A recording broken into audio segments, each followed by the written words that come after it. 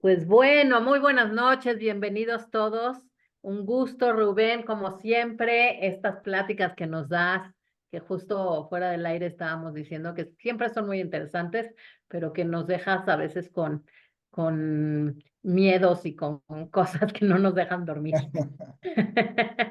Pero bueno, quiero darle la bienvenida a toda la gente que se está conectando. Recordarles que no podemos pasar ahorita simultáneamente por Facebook, pero mañana, primero Dios, ya subimos la plática a Facebook de la Keile y a YouTube también. Entonces ahí las podrán ver. Y recordarles también que al final de la plática, bueno, durante la plática pueden escribir preguntas, comentarios o dudas que tengan y al final Rubén nos va a hacer el favor de contestarlas. Yo las leeré y con muchísimo gusto nos va a decir su respuesta. Tenemos aquí algo antes. Saludos desde Monterrey, nos dicen. Pues muchos saludos, bienvenidos de todos lados. Muchas gracias por estar acá. Y bueno, pues Rubén, gracias de verdad esta noche con un tema, la ilusión de la libre elección. Tienes que contarnos exactamente qué significa eso. Y bueno, ahorita seguramente con tu plática y con tu presentación nos va a quedar mucho más claro. Yo te agradezco en nombre de la Keila el que siempre estés dispuesto a darnos estas pláticas tan interesantes y diferentes para que nosotros aprendamos de todo lo que tú nos dices, que de verdad no sé ni de dónde lo sacas. Pero bienvenido, Rubén. ¿Cómo has estado? Muy bien, muchísimas gracias. Qué bueno. Pues si quieres, empezamos de una vez. Bien, pues buenas noches a todos. Gracias por asistir a estas conferencias. Hoy vamos a abordar un tema poco conocido, creo yo, por algunos de nosotros. Y el tema es el siguiente: la ilusión de la libre elección. Y la pregunta es, quisiera preguntarles a ustedes. Contestan a ustedes mismas, no es necesario abrir el micrófono.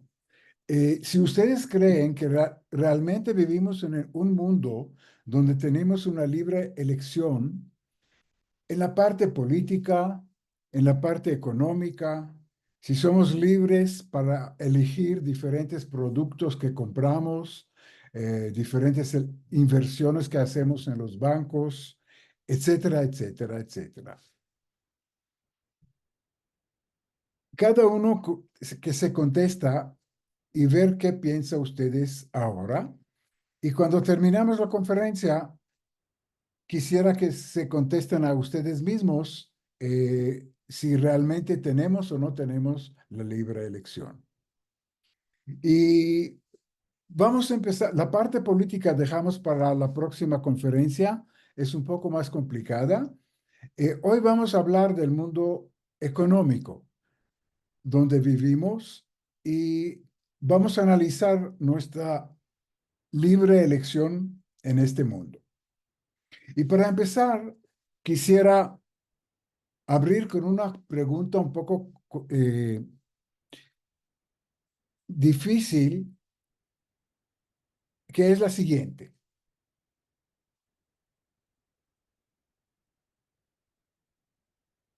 Cuando vemos y hablamos de la parte alimenticia, cuando entramos a un supermercado, vemos una enorme variedad de productos eh, en los anaqueles.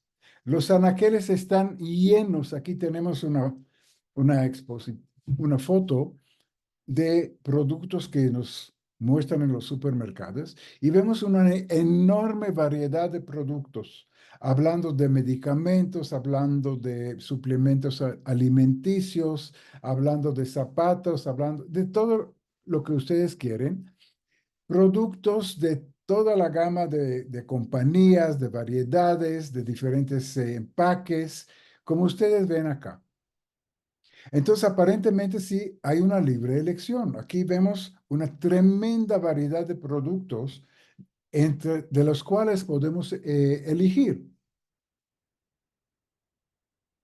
Y vamos a analizar si realmente la situación está acá. Entonces, voy a preguntar empezar con una pregunta convocativa, que es la siguiente. Si hablamos de productos alimenticios, sabemos que la mayoría de los productos alimenticios que vemos en las anaqueles, hablando de frutas, hablando de otras cosas, de hortalizas, etcétera, ya sabemos que no son muy saludables. A lo mejor hasta son tóxicos. A lo mejor algunos son cancerígenos. Y esos nos también están bombardeando con esta información. Además, sabemos que contienen cantidades prohibidas de azúcares y de grasas, que tampoco no son muy buenos para nosotros. En otras palabras, es muy difícil conseguir en los supermercados o en los puntos de venta productos, comida orgánica saludable que no nos dañe a la salud y que es muy saludable para nosotros. Y es muy difícil. Entonces, la pregunta es, ¿por qué es esta la situación así? ¿Por qué encontramos productos no saludables en los anaqueles, a pesar de una gran variedad? ¿Y por qué no encontramos productos que realmente nos convienen? ¿O es muy difícil de encontrar productos que nos realmente convienen? Y no sé si ustedes saben la pregunta. Entonces, para no entrar en forma teórica, vamos a dar un ejemplo y a través de este ejemplo vamos a tratar de entender qué pasa en el mercado.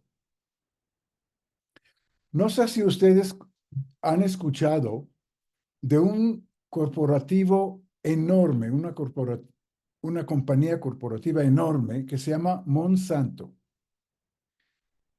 Monsanto es una compañía, un líder mundial en lo que es la ingeniería genética de plantas.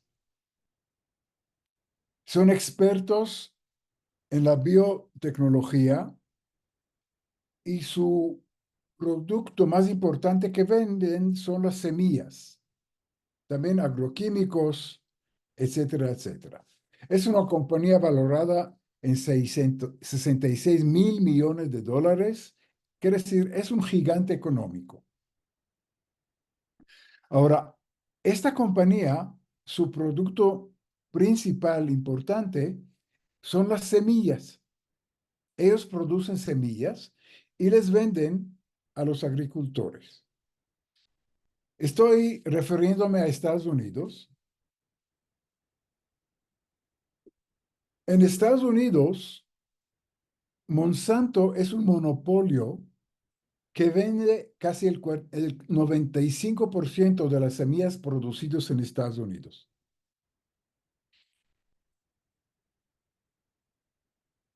Pero para nuestra sorpresa, las semillas manipuladas de punto de vista de los genes de las mismas semillas tienen algunas cualidades.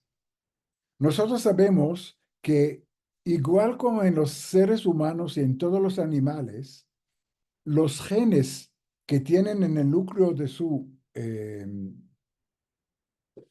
núcleo definen las cualidades de este tipo de semilla. Los genes que tenemos nosotros definen el color de nuestros ojos, la altura que tenemos, si tenemos una tendencia de obesidad, si tenemos una tendencia de algunas enfermedades en nuestra vida. Todo eso está definido por los genes que poseemos. Las plantas son igual. En su núcleo, los genes que tienen definen las cualidades de esta fruta o de esta gramínea que va a crecer de esta semilla. Entonces, Monsantos, a través de la manipulación genética de los genes de las diferentes variedades de vegetales, cambiaron sus cualidades finales de esta misma planta. Por ejemplo, y ese es el primer ejemplo importante, las semillas producidas por Monsanto tienen una cualidad muy diferente a las semillas naturales. Ustedes saben que las semillas naturales que crecen en una planta natural, cuando esta planta llega a su madurez, expulsa las semillas y por eso es un proceso de pudridos. La fruta se pudre, expulsa las semillas que tiene dentro de ella y estas semillas se puede plantar para otro ciclo de cultivo. Entonces, para facilitar la cosa, si yo tomo un tomate natural, original, y saco las semillas de esta planta, yo las puedo secar, las puedo replantar y tener otra planta de tomates después de la cosecha del primer ciclo, por ejemplo, de 3 meses. Y así hay ciclo tras ciclo, el ser humano produjo su comida a través de las semillas de las plantas que él cultivó. Y trató de mejorarlas durante los años, escogió las semillas de los tomates más grandes, más rojas, más, digamos, atractivas, etcétera, y poco a poco llegó a producir tomates que encontramos hoy día, las naturales, que ya muy difícil de encontrar. Pero él produce sus propias semillas y siguió los ciclos de cultivo de la vegetación. Por alguna razón, todas las semillas producidas por Monsantos no tienen esta cualidad. Son estériles. Quiere decir, si un agricultor compró semillas de Monsanto para producir una planta de tomates, por ejemplo, y va a tratar de coger esas semillas y plantarlas para el próximo ciclo de cultivo, esas semillas son estériles, no se pueden reproducir. Y nos vamos a preguntar, ¿es una casualidad? Como ese Monsanto es un monopolio, tiene interés que todos los agricultores de Estados Unidos dependerán de él, no solamente durante un ciclo de cultivo, sino toda la vida. Entonces, la situación actual es la siguiente. Cualquier semilla que compra un agricultor americano, y son el 95%, como ya mencionamos, al terminar el ciclo de la cosecha y el ciclo del cultivo, y el agricultor cosecha la cosecha y la vende, tiene forzosamente de acudir a Monsanto otra vez para comprar las semillas del próximo ciclo. Y así es en el tomate, en el maíz, en el trigo, en la cebada, etcétera, etcétera, etcétera. Entonces vemos que Monsanto es un monopolio muy importante y eso es una de las cualidades de las semillas. También nos dicen a través de campañas de publicidad que esas semillas manipuladas genéticamente, o las frutas y las verduras y todos los productos agrícolas que son manipulados genéticamente por esta compañía Monsanto, nos están diciendo que no tiene suficiente minerales y vitaminas.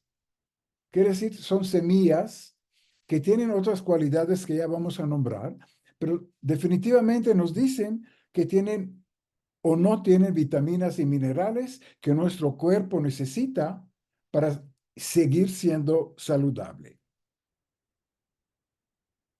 Ahora, por otro lado, algunas ventajas tienen que tener estas semillas, porque si no, ningún agricultor lo hubiera comprado.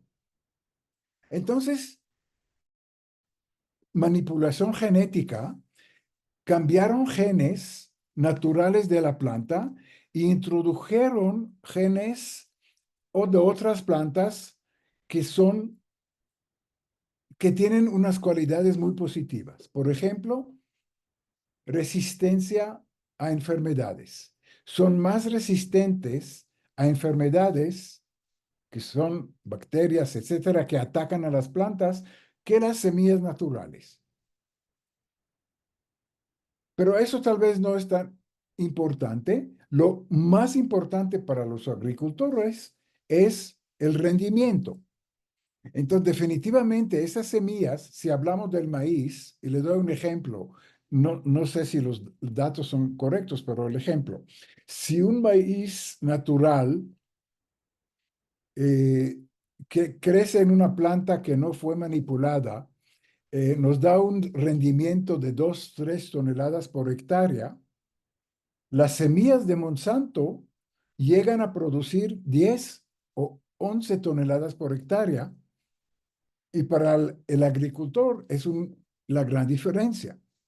Quiere decir, su ganancia va a ser 3 veces mayor o tal vez más comprando las semillas de Monsanto porque tiene un rendimiento muchísimo más alto que la semilla le llamamos natural. Además, esta semilla que compra de Monsanto es una semilla o la fruta que crece de esta semilla es una fruta más resistente. Y volvemos al ejemplo del tomate. Si un tomate natural dura en el anaquel del supermercado, ponle menos de una semana y empieza a marchitarse, la semilla que le vende Monsanto tiene una cáscara mucho más gruesa, mucho más duradera, y el tomate puede durar en el anaquel semanas. Esa es una gran diferencia, no solamente para el agricultor que quiere vender este tomate al supermercado, sino toda la cadena de comercialización de los supermercados. Ellos no van a comprar un tomate que se pudre después de 3, 4 días, va a comprar semillas que le duran en el anaquel 2 semanas. Además, es fruta más atractiva. Lograron escoger los tomates más rojos y que todos son uniformes. No hay diferentes tamaños y diferentes formas. Todos son casi hechos por una fábrica. Y lo mismo está en el maíz. Les quiero mostrar, si vemos el maíz, eh, todos la fruta de este maíz es uniforme, tiene el mismo color, el mismo tamaño, la misma planta tiene el mismo altura. Entonces, en el proceso de la cosecha, es mucho más fácil de cosechar este tipo de planta. Tiene un color increíble. Le voy a dar otro ejemplo. Tenemos sandías que no tienen semillas, porque la gente es mucho más fácil que coma una sandía que no tiene una sola semilla. Pero esa semilla, esta fruta, no puede reproducirse nunca, lo que hemos mencionado. El tomate, podemos ver acá, que está manipulado en forma genética, es más grande, el de la derecha, es tal vez más rojo, es más uniforme, en fin, tiene algunas cualidades que el agricultor está pagando por ello. Entonces, para resumir, Monsanto fabrica semillas que, por un lado, son estériles. El agricultor depende de Monsanto cada ciclo de cultivo. Tiene que regresar y volver con Monsanto para comprar las semillas para el siguiente ciclo de producción. Pero son sin vitaminas, son sin minerales y no son tan nutritivas, eso es lo que dicen, como las frutas y naturales. Y también sabemos que es un monopolio y hoy en día produce la mayor parte de las semillas en Estados Unidos. Hasta aquí les presenté el gigante monopolio que se llama Monsanto. Ahora, hay otro gigante monopolio, un corporativo enorme que se llama Bayer. Y me imagino que todo el mundo escucharon el nombre del Bayer. Bayer es una compañía farmacéutica que está fabricando pesticidas y herbicidas requeridas para los cultivos. Todos sabemos que las plantas están sujetas a ataque de enfermedades. Hay bacterias y hay virus que atacan estas plantas. Entonces, Bayer se especializa en fabricar las herbicidas, quiere decir, son los venenos que el agricultor utiliza para proteger sus cultivos contra enfermedades. Y también, esos son los pesticidas, perdón, pesticidas. Las herbicidas son otros químicos tóxicos que atacan a la hierba mala que crece en los campos donde producen los cultivos. Entonces, Bayer está abarcando toda la parte de la agricultura que se refiere a la protección de las plantas contra enfermedades, por un lado, y contra la hierba mala que crece en los campos. Y está vendiendo de igual manera un gran porcentaje de esos productos a los agricultores en Estados Unidos y en todo el mundo para proteger sus plantas contra enfermedades. Ahora, hasta aquí hablamos de la parte del agricultor o de la compañía que produce la fruta, los legumbres, etcétera, etcétera. Ahora enfocámonos en la parte de la ama de casa, del consumidor. La ama de casa que compra el tomate o cualquier otra fruta está bombardeada con información que esta fruta es tóxica por el uso de las pesticidas que se utilizó para protegerse contra las enfermedades de las frutas. ¿Y qué recomiendan a la ama de casa? Que compra un desinfectante y que las fresas, por ejemplo, que compra, antes de consumirlas, tiene que desinfectarlas porque hay tóxicos que se utilizaron durante el proceso de cultivo que no son buenos para la salud. Ahora, ¿adivinan quién produce esos desinfectantes? Claro que es la misma Bayer. Entonces, el negocio está redondo. Por un lado, Bayer vende a los agricultores venenos para proteger sus cultivos y por otro lado, vende a la ama de casa, a nosotros, a los consumidores, los desinfectantes para desinfectar esta fruta antes de consumirla. Y es el mismo monopolio, la misma compañía, la mismo corporativo que está fabricando los dos productos. Más aún,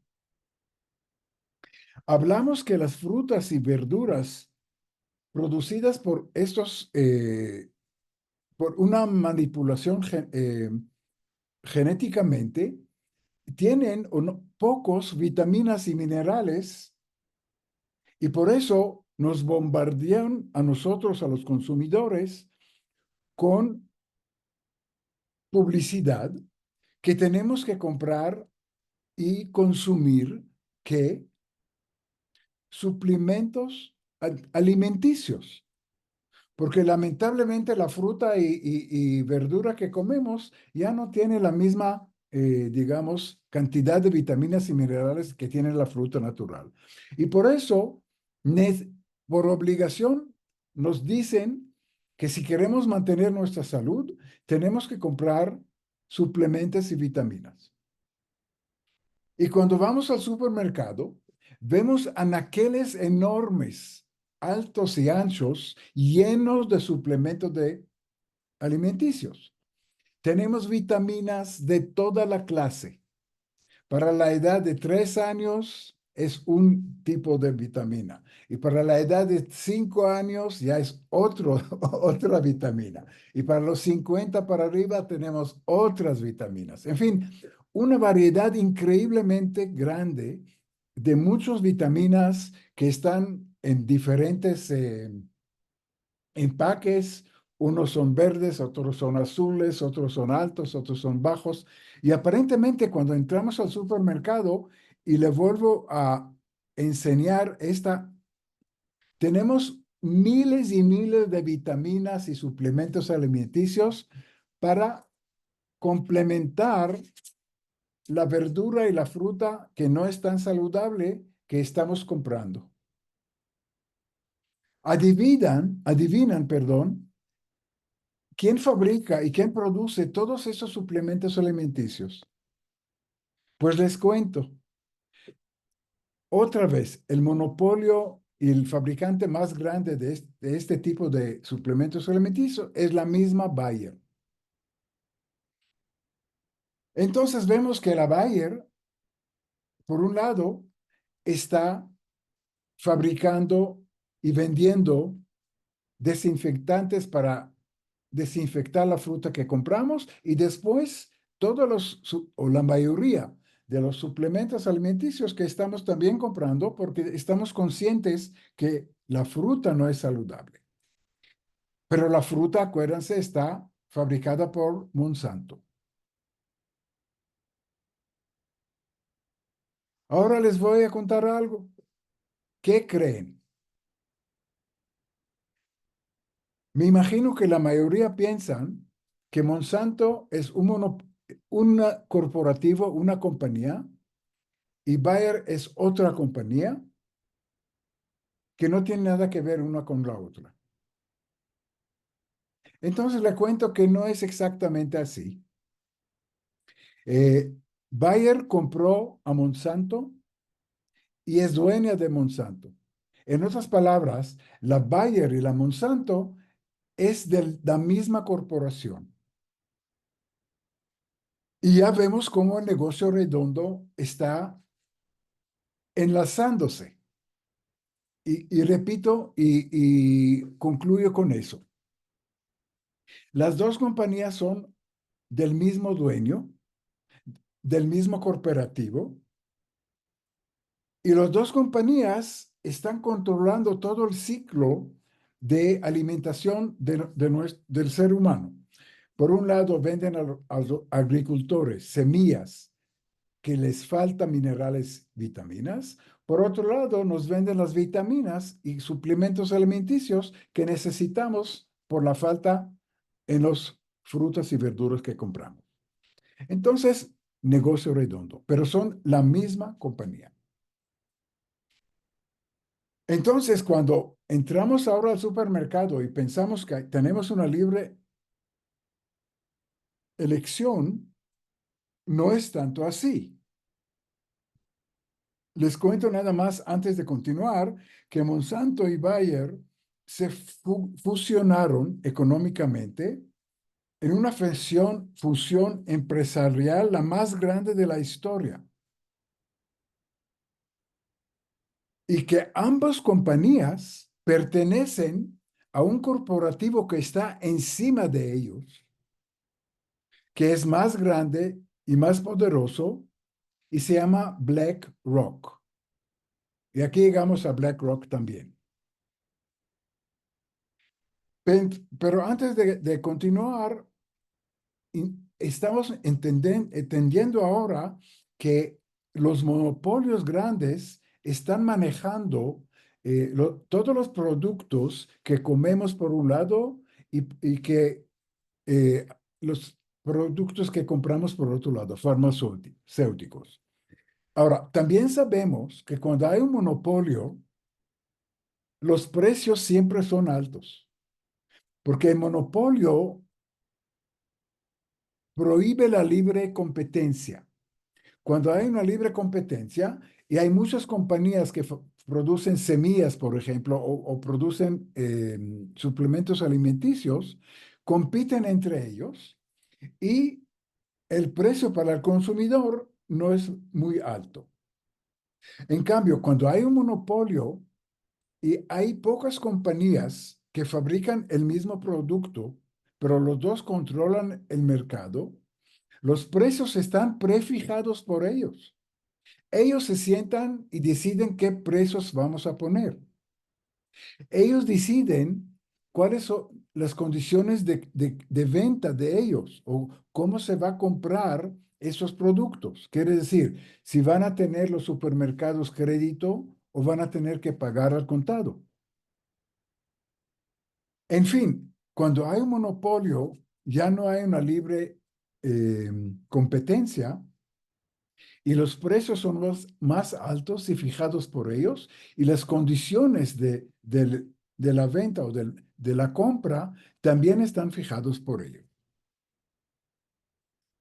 Y aquí era un solo ejemplo. Quisiera darles más ejemplos de lo mismo para que se den cuenta en qué mundo vivimos.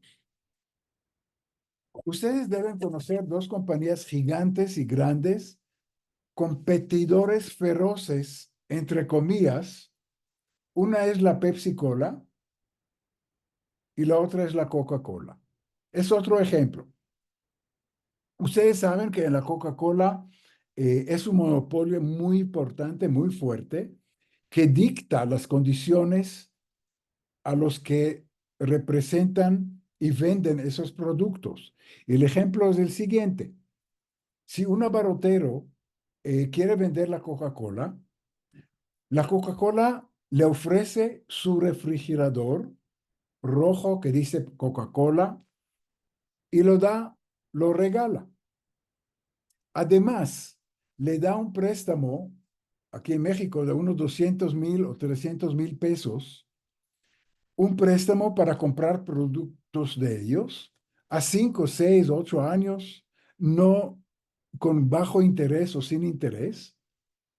Quiere decir, le da muchas ventajas, pero hay una sola condición muy importante.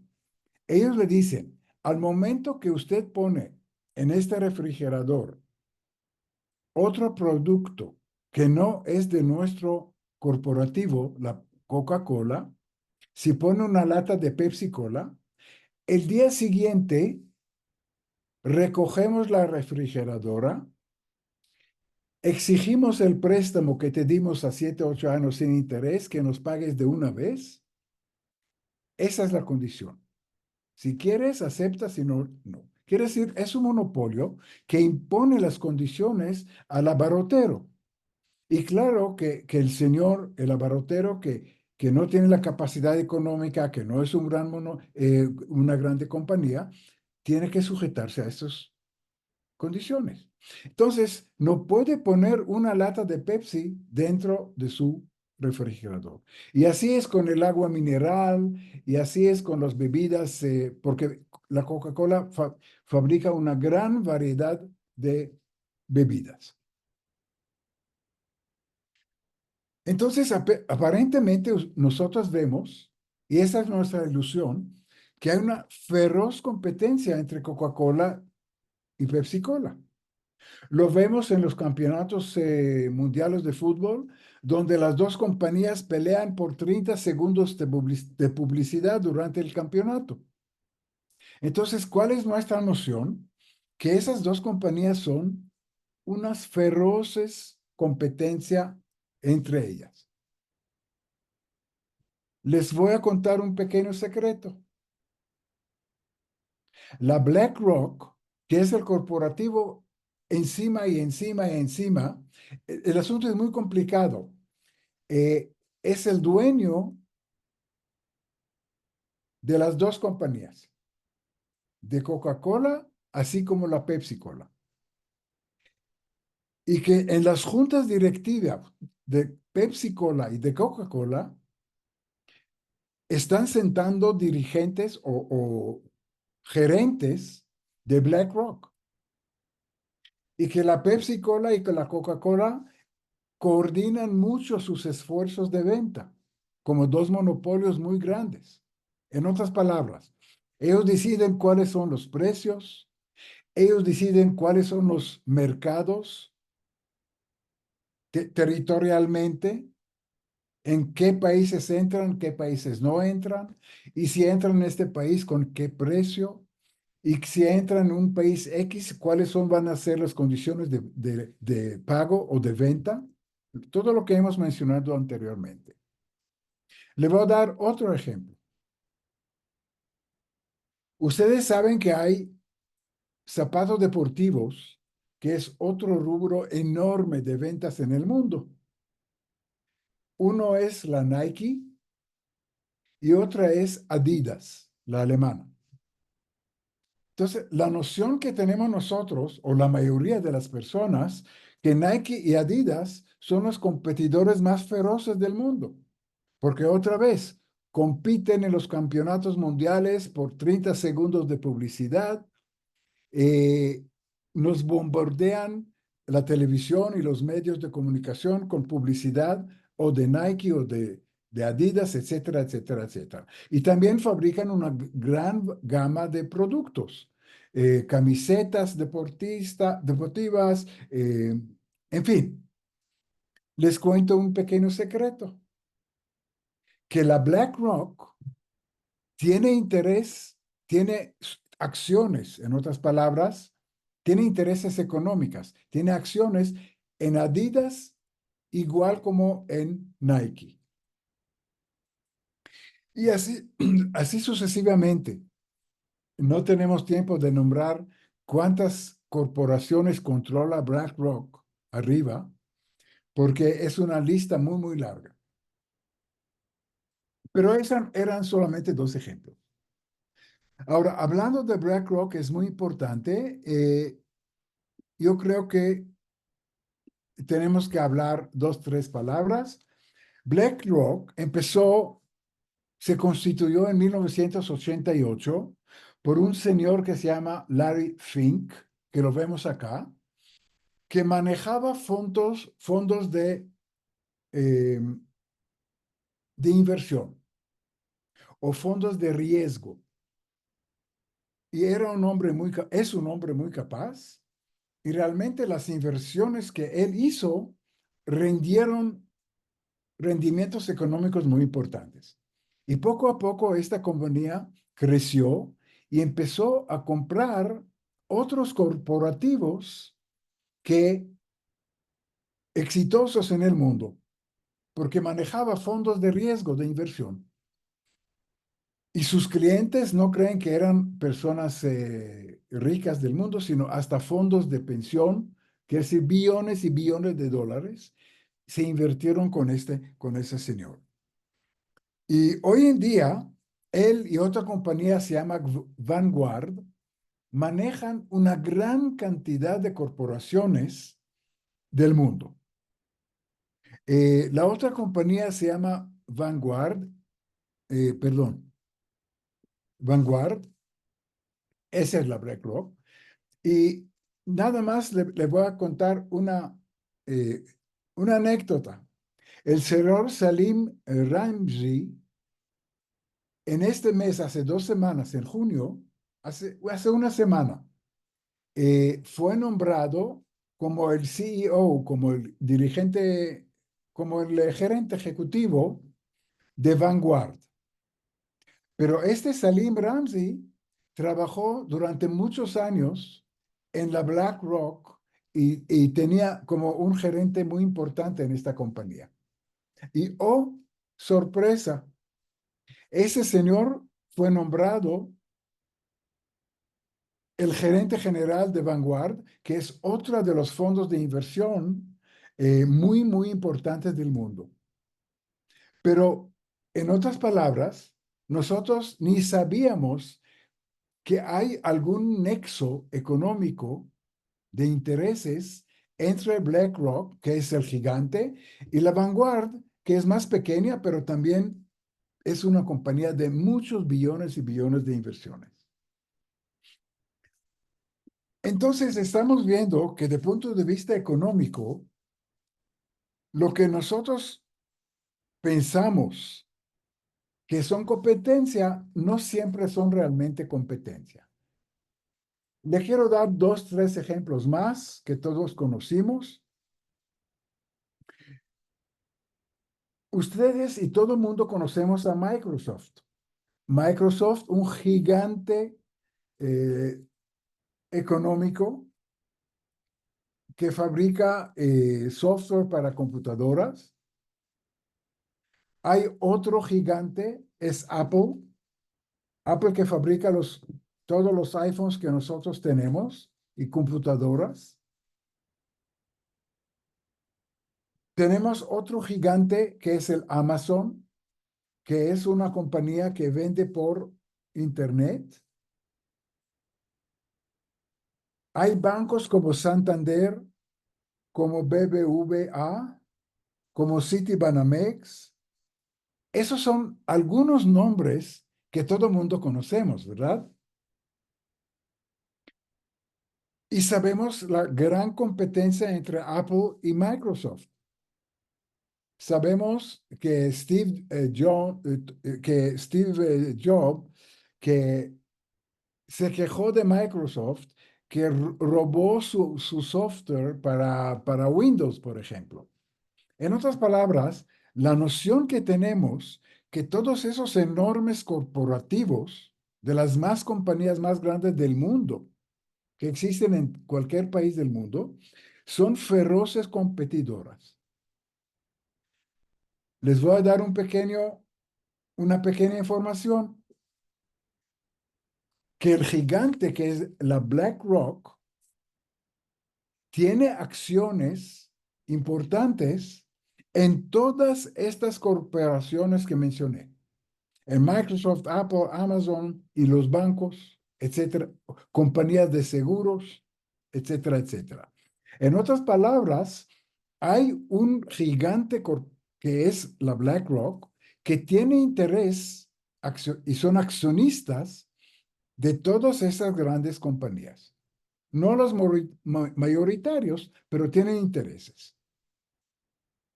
Y en muchos de esos grandes corporativos, eh, gerentes de BlackRock son parte de las juntas directivas que manejan estas compañías. Y aquí llegamos a a entender que hay intereses económicos a nivel mundial, ya no a país, de corporaciones muy grandes que influyen en las decisiones de los corporativos que están bajo de ellos, porque son dueños de los mismos corporativos.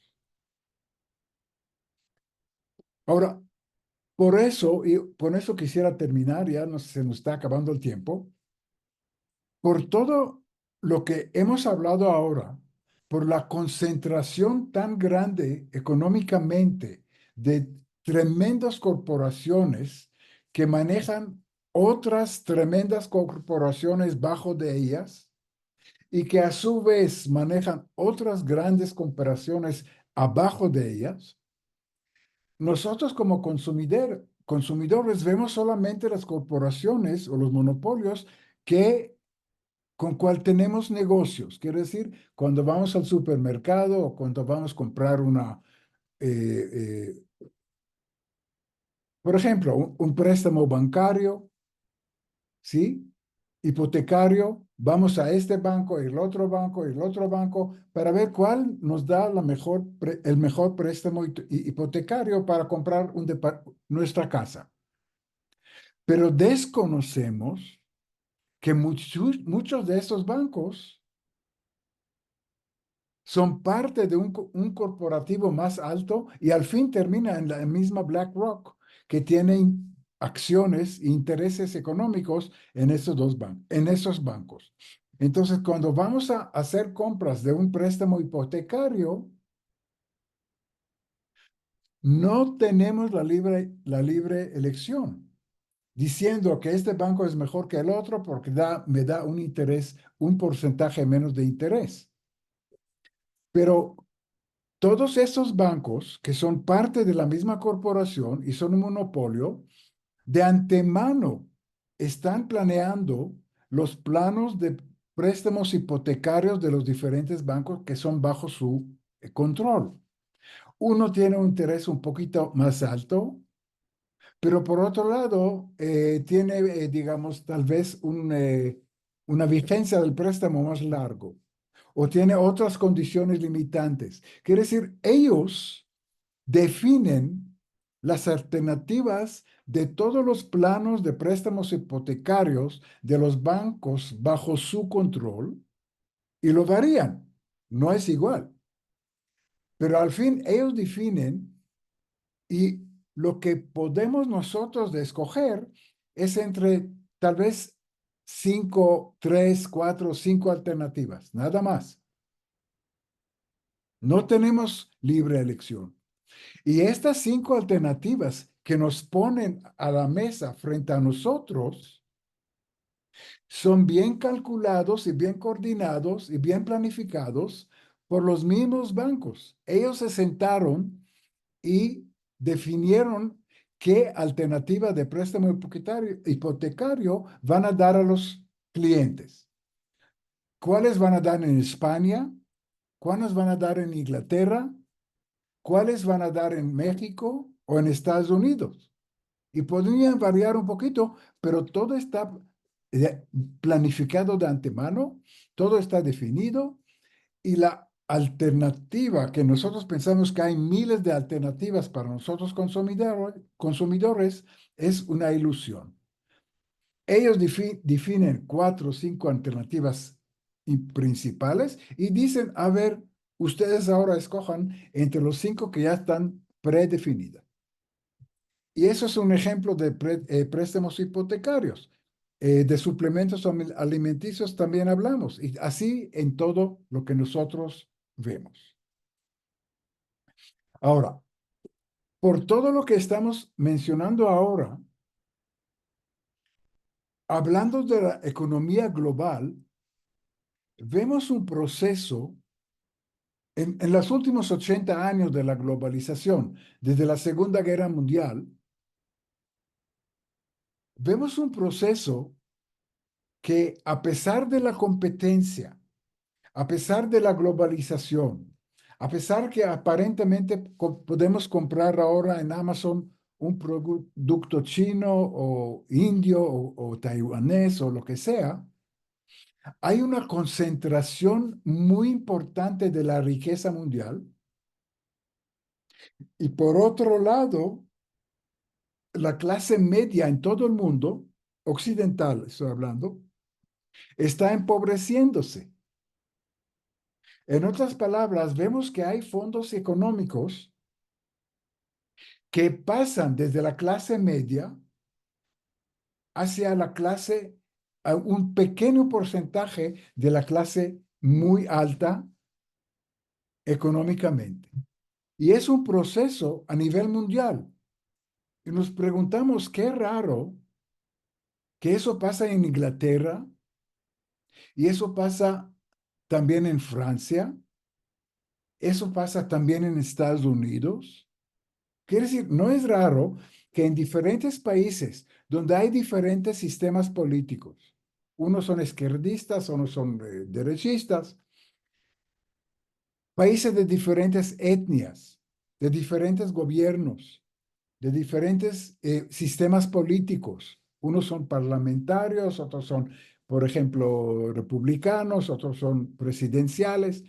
Pero en toda esta gama de diferentes países, vuelve a repetirse el mismo fenómeno, que la clase media se está empobreciendo, y esa es la queja de todo, y hay una clase muy pequeña que está enriqueciéndose. Para no entrar ahora en el análisis de eso, les doy solamente algunos datos. La economía mundial es tan concentrada que 1% de las personas, estamos hablando de pocas familias, poseen el 90% de los recursos mundiales. Y con el avance de la economía, el avance de todos, con la globalización y los sistemas económicos, la concentración de la riqueza es un proceso que continúa. Cada vez vemos menos personas que poseen más recursos y más personas que pierden los recursos, que estoy hablando de la clase media. Y este proceso sigue en las últimas décadas, no es nuevo.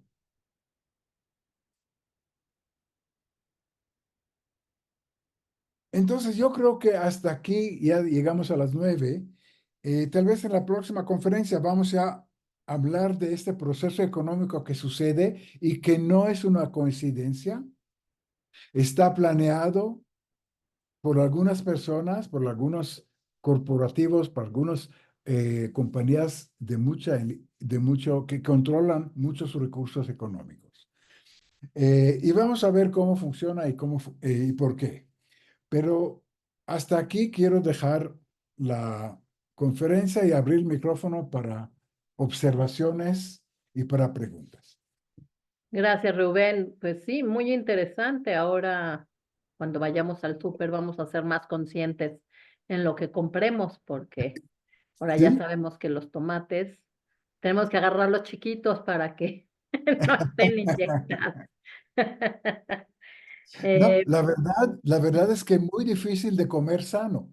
Digamos, toda la parte de productos orgánicos es muy difícil de conseguir. La mayoría de nosotros compra los productos de las corporaciones, los monopolios, porque no hay otra.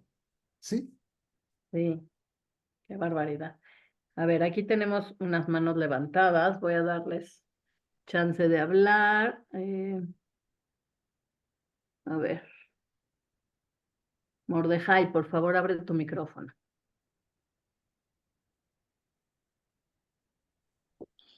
¿Ya me escuchan? Sí, ya. Buenas noches, Oh, Anita, buenas noches, señor Rubén. hola, Bueno, hola.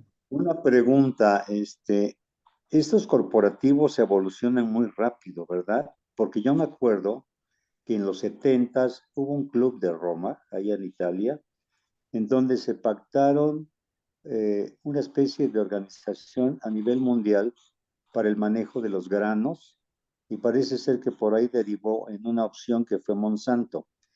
Pero sí. yo digo que evolucionan muy rápido y realmente, aunque decía Anita que podía comprar en el súper tomates pequeños, no tenemos para dónde hacernos. Exacto. Inclusive la pregunta es esta, ¿los mismos carteles de la droga ya son corporaciones? ¿No? Bien. Sí, sí. Entonces, es una muy buena observación. Las últimas palabras tuyas que dijeron que no tenemos qué hacernos, por dónde ir, es verdad. Y si pensamos que hay alternativas, están planificadas y planeadas por algunas corporaciones y nos dejan pocas alternativas para escoger. Y no son esporádicas, todo está planeado por ellos. Ahora, las drogas sí son ya también un gran monopolio de, de la parte negativa de los monopolios, que también nos hacen muchísimo daño, pero sí son un monopolio. Eh, no hay competencia. Alguien que quiere entrar y competir con los carteles, ya se imaginan ustedes cómo va a acabar, ¿no? En una forma muy Sí, violenta. Los monopolios que sí, hablamos nosotros, los económicos, hacen las cosas en una forma sutil, en una forma más suave, en una forma que no nos damos cuenta, ¿sí? Los otros son más brutales y más directos y si no, si quieres competirse con ellos, se encuentra uno colgado en en un puente de una carretera. Qué horror. sí, sí.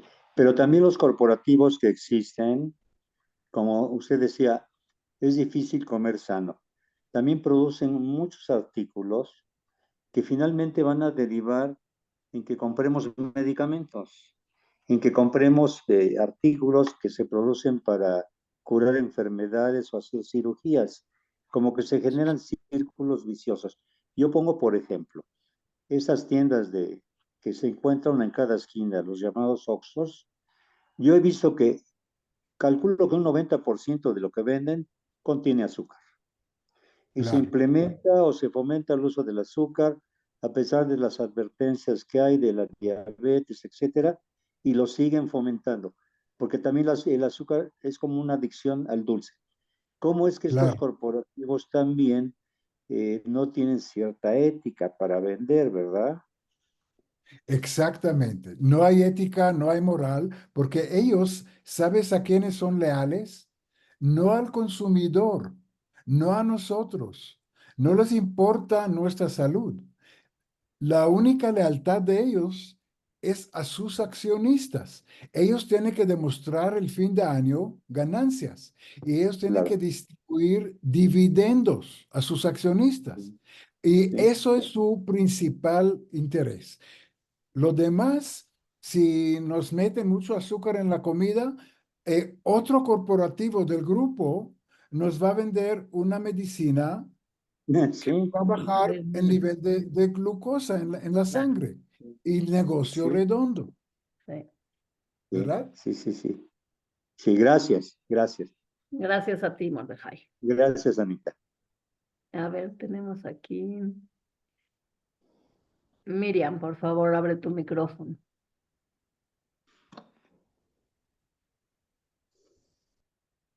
Yo quería preguntar, ¿los productos orgánicos también son productos que tienen tantos desinfectantes y tanta medicina? Bien, una excelente pregunta. Aparentemente los productos orgánicos no tienen pesticidas y Sí. no tienen químicos y no tienen todo lo que es de eso. Em, pero es muy relativo. Le voy a dar un ejemplo para que entiendas qué complicado es. En Alemania hubo un caso muy famoso de un agricultor que decidió que su granja va a producir solamente productos orgánicos. No va a utilizar pesticidas, ni insecticidas, ni nada. Y lo va a vender, él lo vendió, es un pequeño agricultor, él vendió a precios mucho más altos que los productos normales. Y lo vendió en los mercados que tienen en Alemania, en las ciudades de fin de semana. ¿Sabes? Los agricultores van a la ciudad con su producción y lo venden.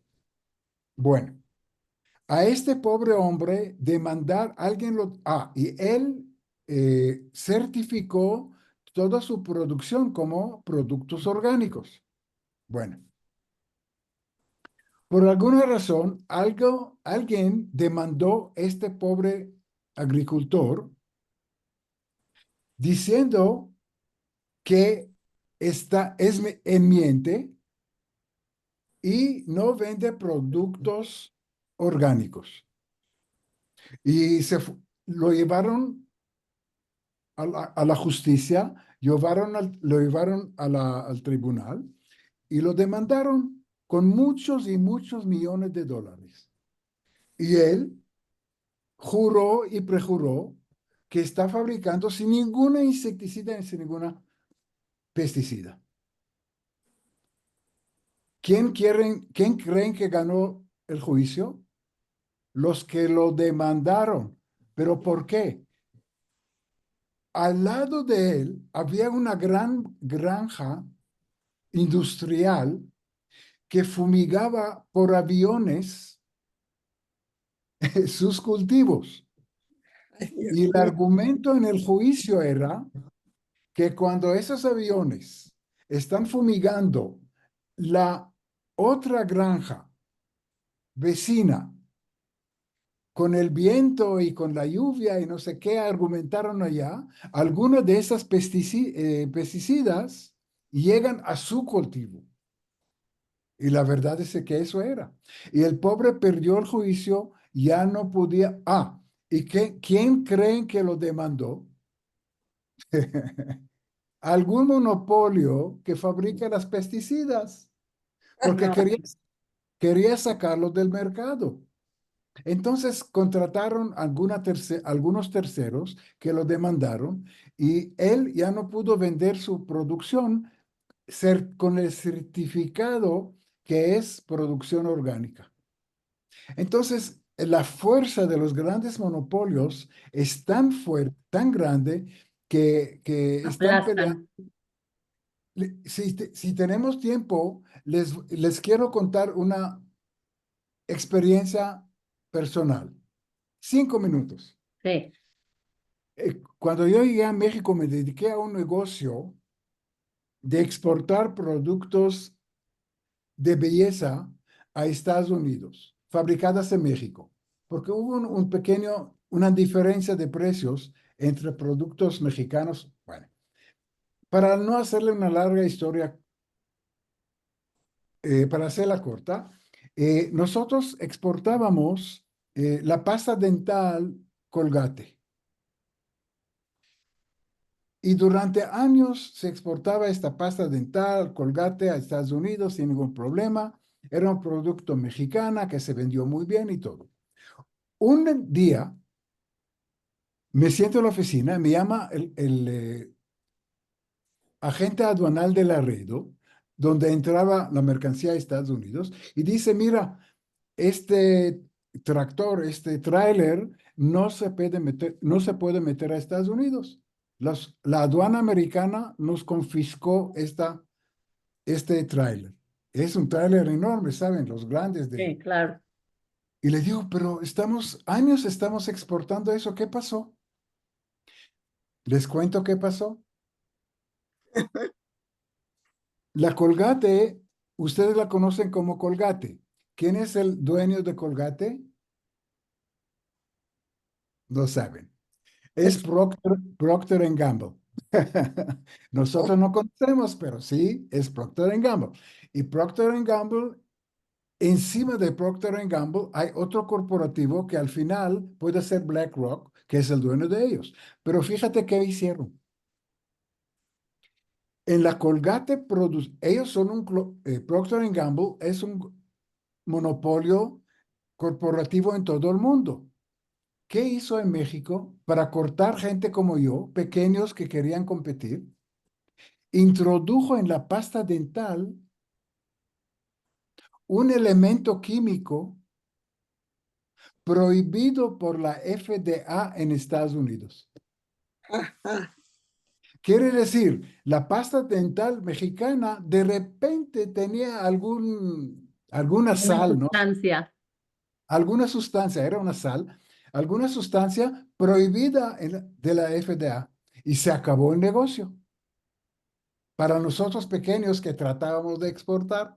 Entonces, fíjense un ejemplo que yo experimenté, qué control tienen esos monopolios y los pequeños no tienen chance. Tengo otros ejemplos, pero lo vamos a hacer la próxima semana. Bueno, Muchas gracias. de nada. Gracias a ti, Miriam. Creo que ya no tenemos más preguntas porque pues fuiste muy claro, Rubén. La verdad es que es un tema diferente a lo que hemos estado oyendo de tu parte, pero muy interesante y nos ha abierto los ojos a otro tipo de cosas.